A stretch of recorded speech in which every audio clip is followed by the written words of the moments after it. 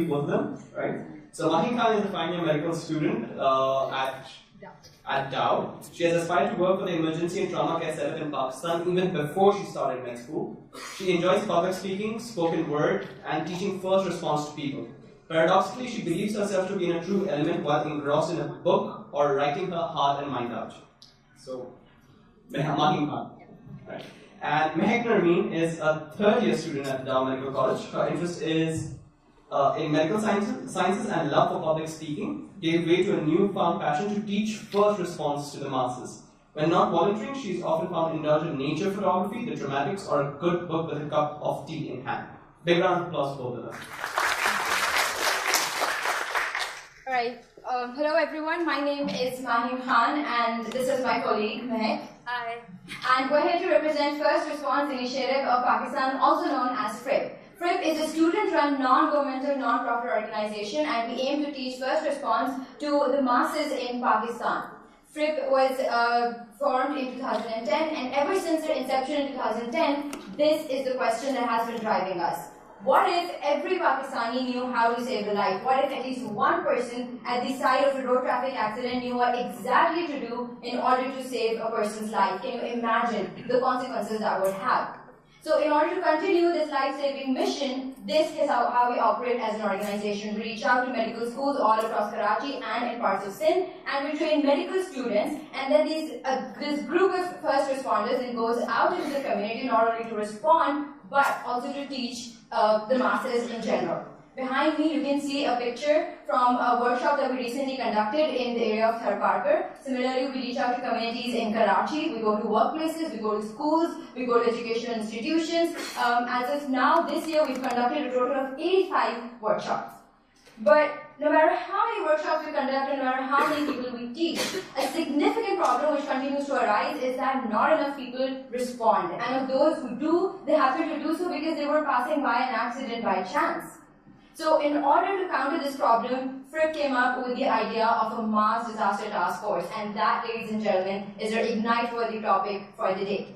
So, what is a mass disaster task force or an MDTF? An MDTF is a group or a force of individuals who are highly trained in first response and who can be notified and alerted when an accident or traumatic event occurs in their vicinity. When they'll be notified, they can reach out and they can respond.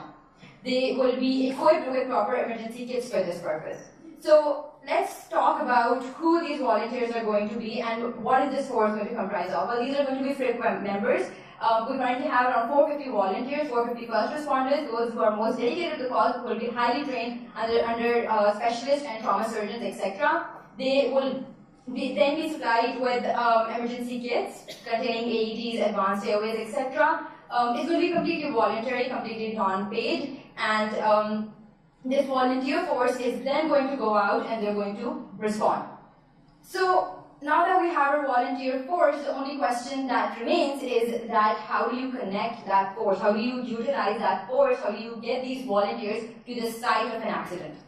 And I want you to think about how when you need transport, you can call an Uber or a Careem on your convenience immediately. Our app works in a pretty much similar way. We propose to develop an app which will have two versions. One is going to be for mass dissemination. So you and I, anybody who's not a first responder is going to have that app. And the second app, the second version, is going to be present with the first responder. Both of these apps are going to be dependent on a GPS or a 3G system, and therefore the responder can be notified of the nearest occurring accident. Mehek will further elaborate this. Thank you, Maheen. So we've talked about the logistics of it all, right? But how will this actually work? Let's go for a test drive. Imagine there's a road traffic accident on Shara Faisal, which is one of the busiest roads in Karachi, and there are a lot of onlookers. But one onlooker in particular has our app in their phone. So they simply take it out, they tell us where this accident was, the number of people injured, and press send. As we've already talked about, this is very similar to how a Careem or an Uber works. Except that their system links you up with one driver, closest to you. Our system will link you up with all the first responders in your vicinity. So let's imagine that I'm a first responder in that area, right? I will receive a notification that will tell me, one, where exactly where am I needed? Two, how many people are injured here? And because this is volunteer based, it's up to me if I actually want to go and save lives or I don't. Let's say in either situation I do go. So once I've arrived at the site, I have to do the following. Tell them the severity. Let's say when. Do I need backup? No, I'm good. And then press OK. Let the system know what's happening. I'll go back to my resuscitations. And once the ambulance arrives, I will simply click on resolve and that's it. So I want to add here that we're not saying that this is a substitute for ambulatory services. It's just medical assistance for after you call for an ambulance and while you wait for it or in certain circumstances when you go to the hospital with them.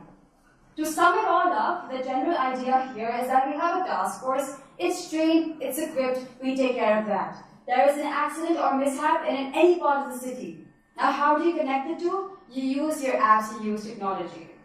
Last but not least, a huge shout out to this organization, Hutzala United. They're currently already working on something similar. What we want to do is introduce an app so as to reduce the mortality rate while people wait for ambulances. So in short, we wish to ignite a change in the emergency medical services in Pakistan currently. Thank you.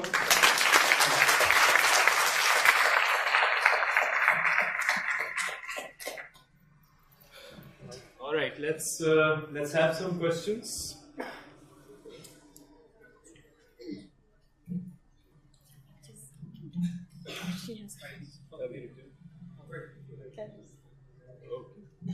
Right, so if it's a busy traffic road, it's going to take the exact amount of same time कि ambulance आए और आपका response आए. How is that going to work out on a busy road? Okay, so basically the idea, the idea that we even have as an organization is that a lot of ambulatory services currently in Karachi are not well equipped and their personnel are not completely trained. The MDTF, the elite force that we're introducing, is going to be completely trained and they're also going to be well equipped. Also, how are you mass distributing this app or on every person having this in their phone? Yeah, we had this part of the presentation, but then we had to check it out. We'll use social media. We're very active on social media. We have a lot of thousands of followers on it, and similarly, we'll take steps for it. We have a question over. You have a question over here.